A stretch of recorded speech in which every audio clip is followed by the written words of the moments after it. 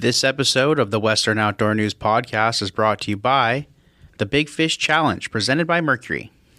If you haven't already, sign up for the Big Fish Challenge at wonews.com. $40 all in and $5,000 in cash and prizes per species. This tournament's value is unmatched. I sold everything that I owned and I saved up for an entire year and I moved back to the USA. Hey folks, and welcome back to the Western Outdoor News Podcast. This week, I sit down with Captain Virginia Salvador of Gatecrasher Fishing Adventures in San Francisco. And you know how it is, that bendo on those heavy fish? It's just optimal, you know? We talk about her recent white sturgeon catch on the California Delta from her kayak. We then get to sit in on a conversation between WON Bass Tournament Director Billy Egan and touring bass pro Carl Jocumsen. It holds a sort of special place for me because it was actually the very first tournament that I fished in the USA. Jacobson talks about his experience with WON Bass and his plans to fish the U.S. Open at Lake Mead this year. All right, folks, and we're going to just jump right into it here with Virginia and her kayak sturgeon. The kayak thing's something you've never done, correct? I have gone and taken my kayak and caught sturgeon on a kayak before in a different state, but I hadn't done it myself here in my own home waters. I guess getting prepared for that, what do you kind of got to do as far as prepping the kayak for that kind of a trip? Totally things I had to learn on YouTube. Like you have to have some kind of quick release system because once you're at anchor, you have to be able to release off anchor. So depending on the size of the fish, you may need to go for a long ride. So I had to prepare that on one of my kayaks. I did a quick release that day. I had 2 kayaks out that day. So we finagled a system that we both quick released off the anchor system. The other thing we needed to make sure we had was an anchor and a buoy, just like a boat. And another thing I recommend is having rod holders. That way you keep the rods right in front of you so you can see the bite. It's important on a kayak because you're in a different, you're not really lined up how it is on a boat where you can just see them all at eye view level. When you're kayak fishing, you're kind of sitting back and it's easier to keep your leverage and your balance, to keep your eyes forward. So those are ways that we prepared for this. And that's how it happened.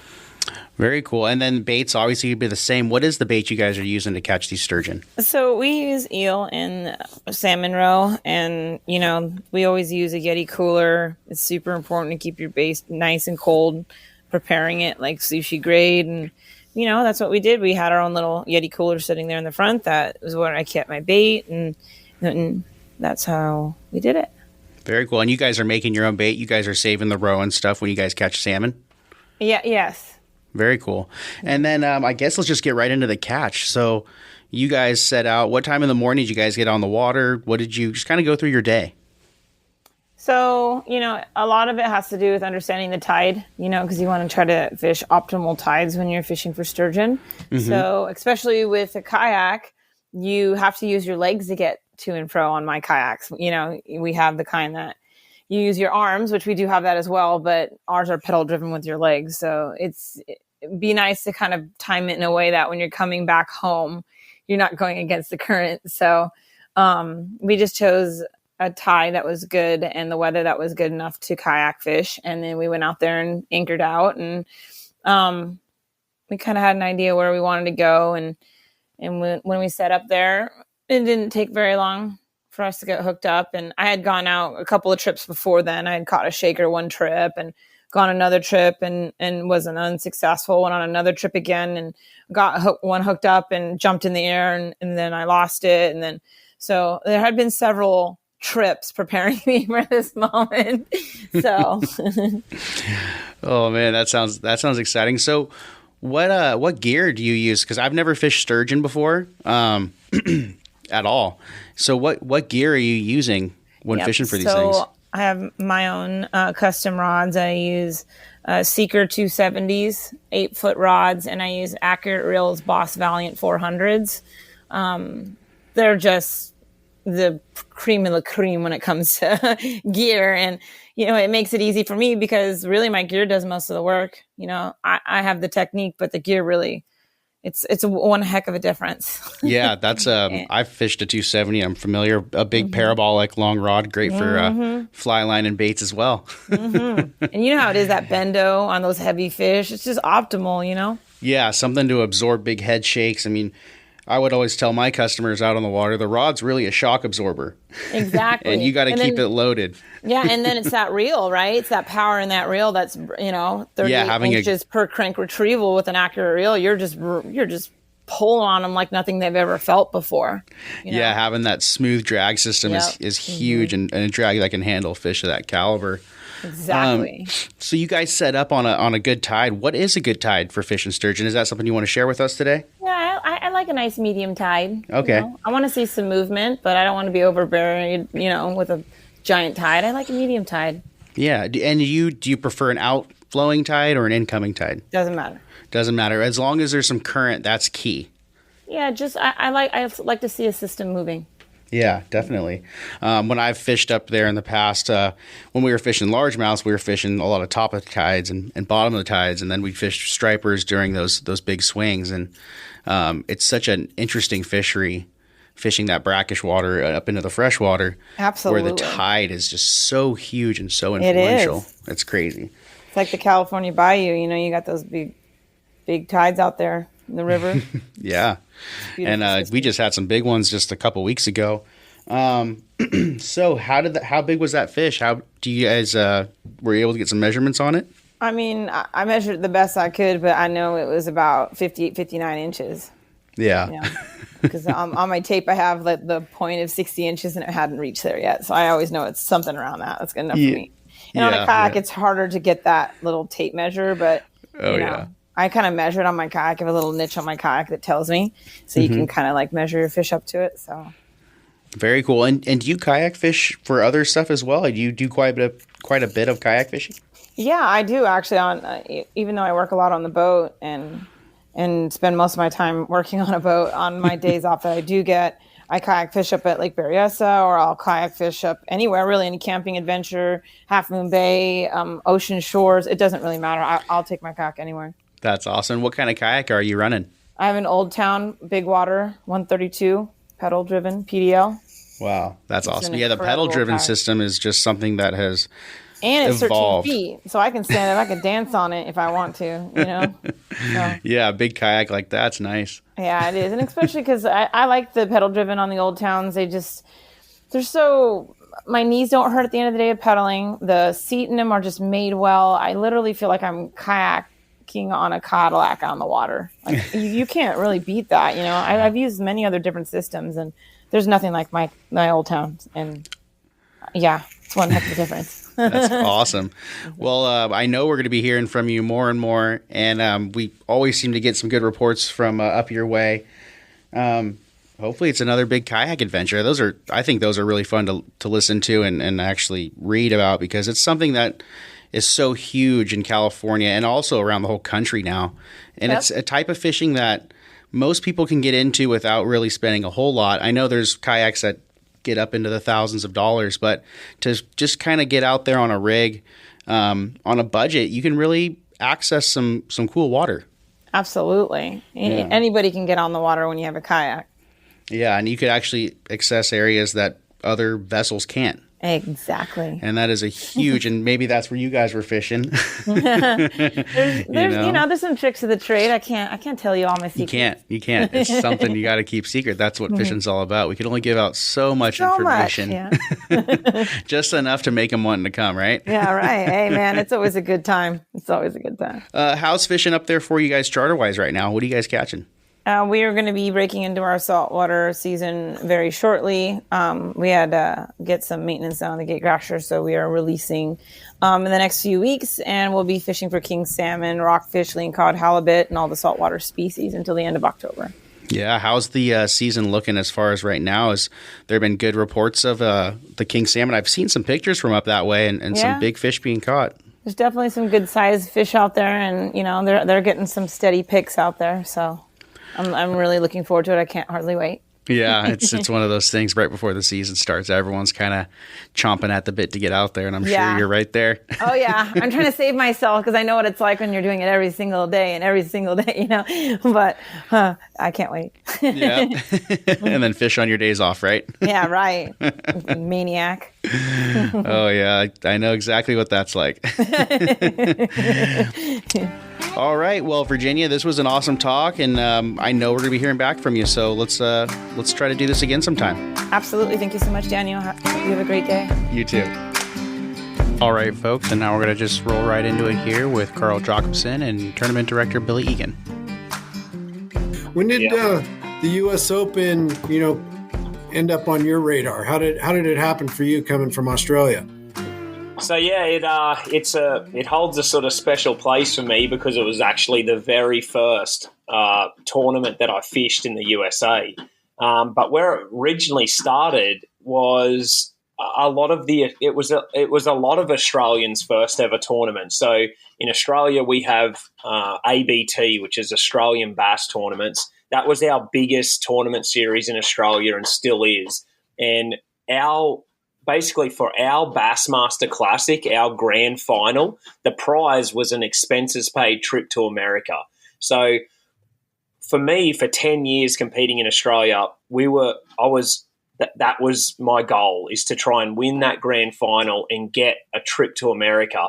And you could pick any tournament that you wanted to fish as a co-angler, but pretty much everyone for about 10 years fished the US Open. And we had a great contact in the US through Gary Boyd, who Gary has fished with One Bass forever, and he's for many years. He was a longtime supporter. Yep. Yeah, and he's fished the US Open, I think, just about every year. And so through that contact, Gary would actually take the Australian anglers and sort of take them through the US Open and show them a really good experience. And what happened was some anglers would maybe decide to fish another tournament that was a co-angler pro, and they would come away with a bad experience because the pro would be so serious. The Aussie has never fished in America before and very new to it, and just didn't get the best learning or experience that they could have had through competing in the US Open. Having that shared weight format has now rolled over actually into Australia because it was so well received from the Aussies that actually got to experience it. And so, oh, really? Yeah. So they're doing shared weight format out there now? They're doing it, and it's purely because of the positive experience that they had through the US Open, through the One Bass US Open.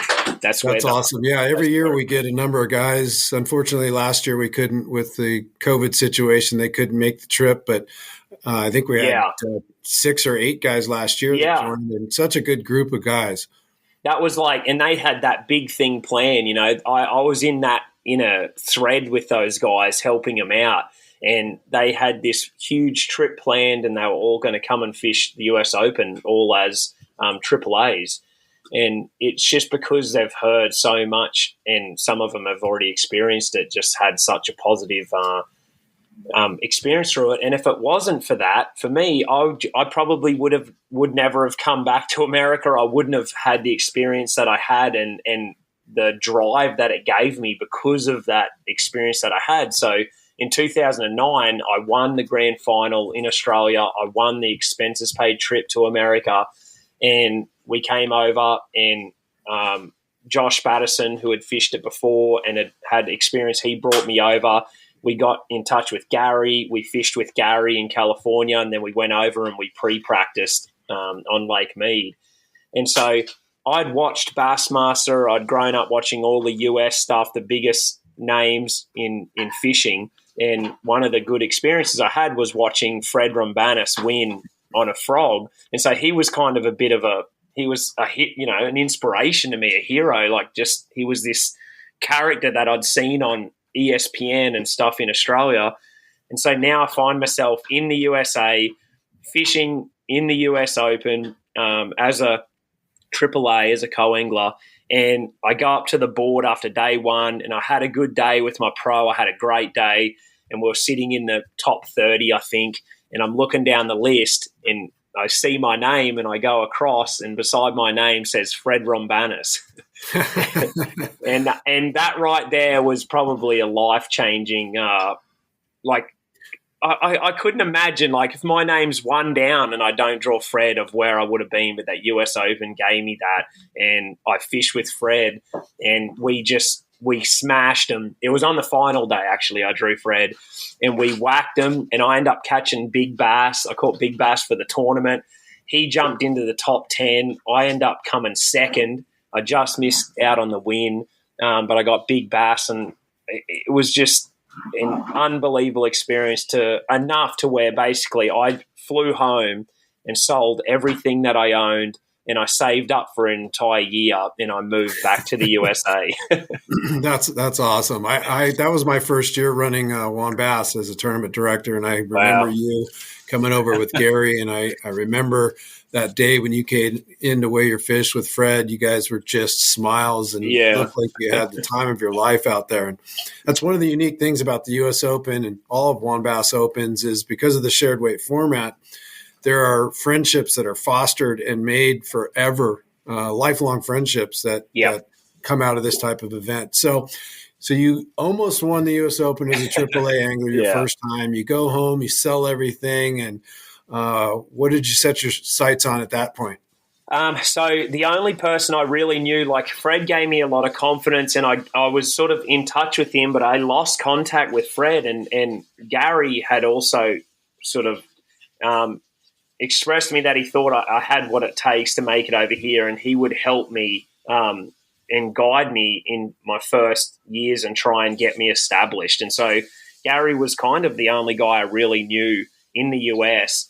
And so when I flew back, I landed in LA, and I had a suitcase full of tackle, a rod tube, and a suitcase with some clothes in it. And that was all I had. And I walked up the runway deal, and Gary was waiting there for me, and we went back to his place, and I had to start to learn to drive. And like he taught me how to drive because it's the wrong side of the car and the wrong side of the road.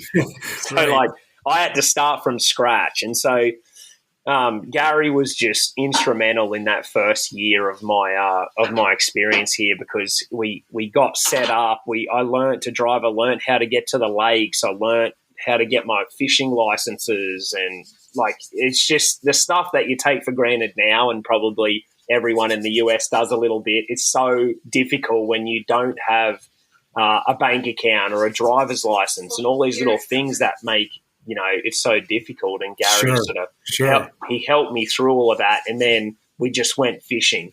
And for a year we fished Havasu, Mead, Pyramid, all those California lakes. And the techniques that I wasn't confident in and that I hadn't done a lot, Gary sped up that learning curve. And so, that first year and that first tournament was just so pivotal into where I am today. Now, I remember 2010 was your first, and then you came here and you kind of got involved with other organizations doing some other tournaments. And then the last time you came, I think, what is this? This will be your third time fishing the U.S. Open coming up? I think it might be more than that. It might be my fourth or fifth. Fourth or fifth? Okay. Yeah. So I'll have to have a look, but I know pretty much after that, I think I fished it the next year, but like every single year since that day, my goal has been to fish the US Open. And when people ask me, I tell them it's my favorite tournament to fish. And since being as a co-angler, as much fun as I had, it was fun and a great experience. The other side of it is how tough it is, and how everything about it, that tournament, the 3 days. And when it used to be in the heat, I actually used to like that. I was like, this is like everything rolled into one in a tournament. It was so tough. It was an endurance in a battle to see who could get through. And I just love everything about it. Yeah, the summer tournaments definitely added another aspect to it. And I myself am glad we're not back in the summer heat, 120, 125 degree weather. Yeah. It's a lot better in October. And obviously with the numbers, it fits real well with guys, and depending on their schedules, whether or not they can fish or not. I know you weren't able to do it last year, and it was something that you look forward to. But tell us a little bit about your success on the elite side. Yeah, so, after that sort of year, I end up actually getting back in touch with Fred, and I moved east and actually moved in with Fred in Oklahoma, and I started my learning curve at different lakes. And the US Open and like me gave me such confidence because of the water, and it was how I loved to fish, and that's how I liked it. I had 2-pound braid and 4-pound leader that year when I fished in 2010, and that's why I caught them and did really well. But the rest of the country didn't fish like that. So now I found myself on the Red River or Grand Lake and stuff, and that's when I realized how different every single fishery was all over the US. So that's when I sort of moved east and started to expand my learning curve on all of the different lakes. And I basically went through 4 years of just immersing myself into fishing. And after 4 years, on the end of the 4th year, I became the first Australian to ever make it on the Bassmaster Elite Series. I remember that. That's an incredible accomplishment. You've done really, really well since, and you've won some pretty spectacular tournaments, haven't you? Yep. So I won, 2019 was definitely my my breakout year. I won my first ever Bassmaster Elite Series on Lake 10 Killer, and that sort of just opened our whole world. But it was almost a 9 or 10 year stint of giving it every single thing I had, and I got relegated out of the Elite Series in 2016. I fished some FLW tournaments. I fished one bass stuff when I could, and the US Open in between everything. I would drive all the way out there. 1 year, me and Fred drove from the James River, Virginia, to the US Open in one stint. 2 cars, two boats, and just went. And we did, 4 days or something it took us to get there. And I always say that fishing Lake Mead is like fishing on the moon. If you could ever be on the moon, it's so unique and so different out there. Yeah. And the last one we fished, I think, was 17 or 18. I think 2018. And it was the first October one. And we stayed in one of those houseboats, and the weather was beautiful. The fishing was great. I was parking my bass boat next to the houseboat and stepping off it, and you were showered and eating dinner out of that houseboat, and the next morning breakfast and jumping in your boat and fishing. You weren't even putting the boat in off the trailer. That's the ultimate way to do it. Yeah, right there. A lot of guys will do that down on the marina, and you're staying right next to like Brett Height and Rick Klun and all the guys that on the circuit and stuff down there, and just enjoying yourself. Yeah, it was a good camaraderie of guys. We would go over and see some of the other guys and talk about practice, and just right through the tournament, it made it a really cool experience. And the weather was better, and the fishing was good. And I think I ended up I was in six as a pro going into the final day. So I had a shot to win, and that was really cool. I finished top 20, which was super, I was super proud of that. But for me, on my bucket list of things I've wanted to do, like one day I want to win the US Open, and there's a lot of guys that are like that, and I know why they have that. That's, for me, I want to fish it every single year I can. And when we saw the calendar and we saw it both, and Kayla loves going out there, and she loves us to be able to fish the US Open because she wants to go and experience the whole thing with us as well. So we looked at the calendar and it lined up, and as soon as it lined up, I said, we're going to Mead for sure. So Awesome. Yeah, I know, because 2018 you had Johnny Ziola follow you around and do a little filming, which if anybody's interested in finding, do you know the title of that video? And check out John Ziola's YouTube channel, and it's also up on mine. But if you just type in One Bass US Open, it'll come up. And he did a phenomenal job of capturing it. Yeah, as well as you and Kayla just enjoying after the tournament. On your Hobie kayaks and different things that you guys were playing around with. Yeah. Currently, just had a change. Tell us a little bit about that. Changes are good, and sometimes changes just happen. And so, had one of the best off seasons that I've had. I've had, I think, 4 or 5 big new sponsors come on board for us, and so everything after it's taken almost 10 years, but after my win and building up and competing, everything's sort of starting to come together. And we're established now in Chattanooga. We have our own place. We have a nice shop, living quarters off it. And the guys are in here right now wrapping the truck and boat, getting ready for the season.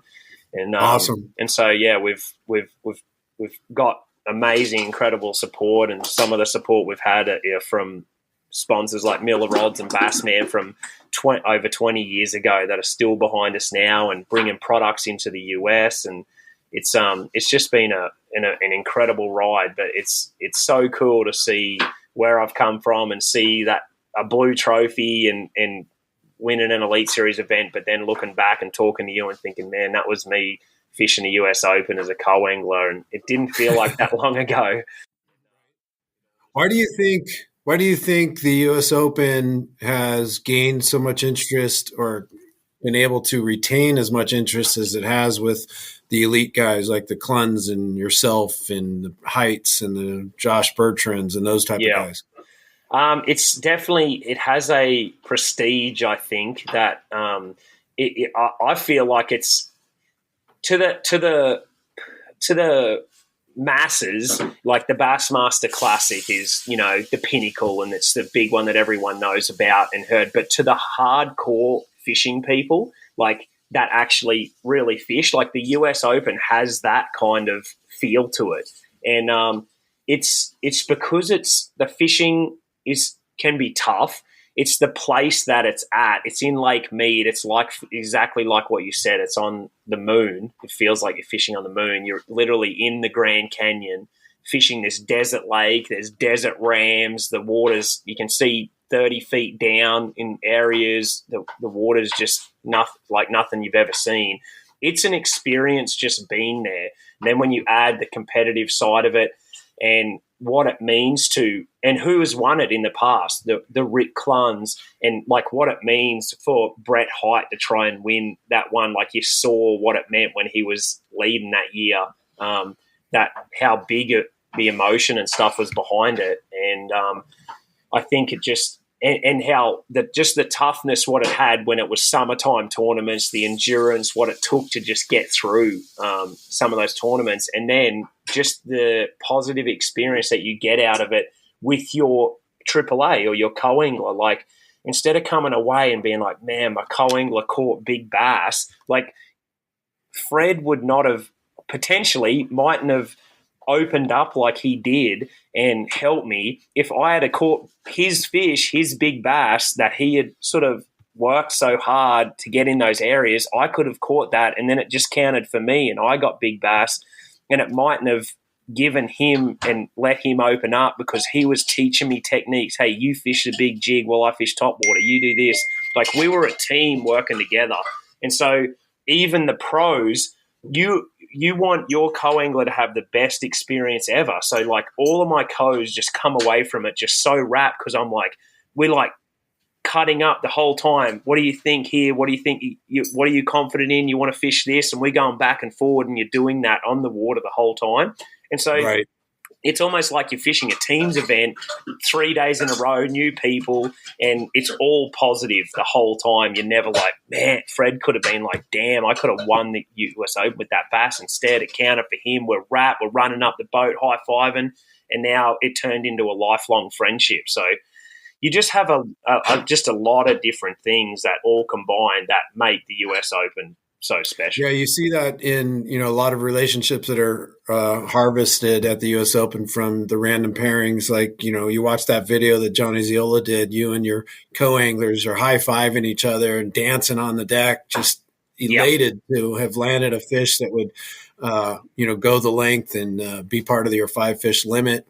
And it is a unique thing. There are not very many tournament organizations that do shared weight formats, and I think that's one of the things that makes WON Bass stand aside from the rest of them. And we've had some great success with the large turnouts we've had over the years, and Bass Cat Boats and Mercury Motor being our title sponsors, and great payouts. I mean, putting $100,000 check on first place for the U.S. Open didn't hurt at all. Yeah, and that too, you know, it's got the big time payout, so it's sort of just got everything in one, and I think it's only going to get bigger and more popular, and you know, I look forward to everything calming down and seeing the Aussies come back over and wanting to compete there and be there, because, you know, definitely that's where I trust that if I'm going to talk to Australians and get them over there, and there's going to be a group of 7 or 8 guys that are going to fish at co-anglers, I have a much better feeling that they're going to get guys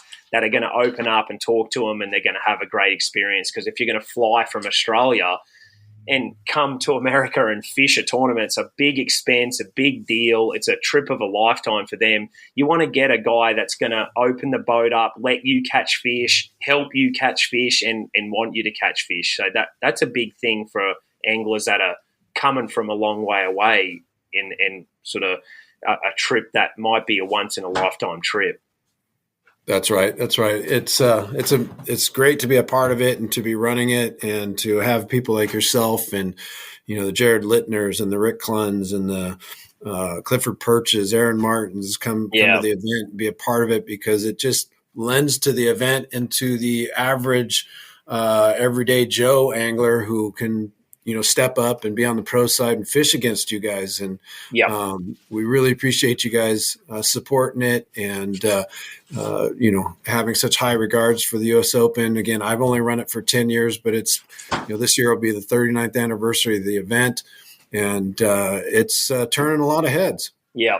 And yeah, like you said, just those names that are up on that trophy, that list that you made, Aaron and Rick Clun, like I want my name up on there one day, and that's a big driving force to be the best anglers in the world.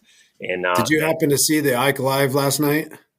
I haven't. No, I do usually watch them, but you need to go watch it, because Byron Velvick was on, and it was almost like roasting Byron Velvick.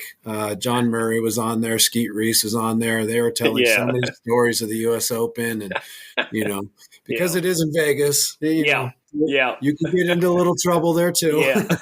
Yeah, it's close to trouble. That's for sure.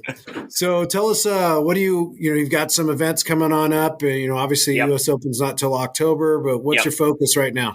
So it's been a short but super busy off season, but everything's coming together now. The boat's fully rigged and ready to roll. Trucks wrapped. I've got the boys here wrapping from VFX Custom Wraps. They're wrapping everything right now. The boat will be done, and then at the end of this week we'll head to Florida, and I'll get about a week in at Florida to try and get back in the groove, just do some fun fishing, and then we have St. John's River Elite Series straight up, and then straight after that we have one close to home, the Tennessee River out of Knoxville, and so we're only pretty much 2 weeks away from back into the Elite Series. So I'll be fishing all of the Elite Series events. We've got some amazing events all over the country, some that I've been to a lot, some that are new. And I'll mix a couple of opens up in there as well. And then the US Open will be our final event of the year, which will be a nice way to cap off a pretty busy year. Well, awesome. Well, it's been a pleasure having you on with us. We look forward to your success this year and seeing you and Kayla in October at the 2021 WOMBASS U.S. Open. Much success to you this year. Keep that head up and keep rocking. What's your saying about faith? Is it faith? Fear my heart. Fear my heart. Yeah, that's where it all sort of built up from through that. And these guys are. A lot of anglers have a lot more experience than me. They've been here more. They've got everything above me to beat me, but I got the heart, and that's what you need in this world, especially right now. You have heart, you got everything, and that's where that sort of logo and saying comes from. So I'll be bringing that heart to the US Open, and hopefully we can win it one day. Awesome. Well, for Bill Egan, Tournament Director of WOMBASS, speaking with Carl Jocumsen, thanks so much for joining us. And again, good luck in the season. We'll see you in October, buddy. Appreciate it, Bill. Thanks, mate. All right, guys, and that's going to conclude episode 26 of the Western Outdoor News Podcast. For more information on the Big Fish Challenge, events, or charters, check out wonews.com. Thanks.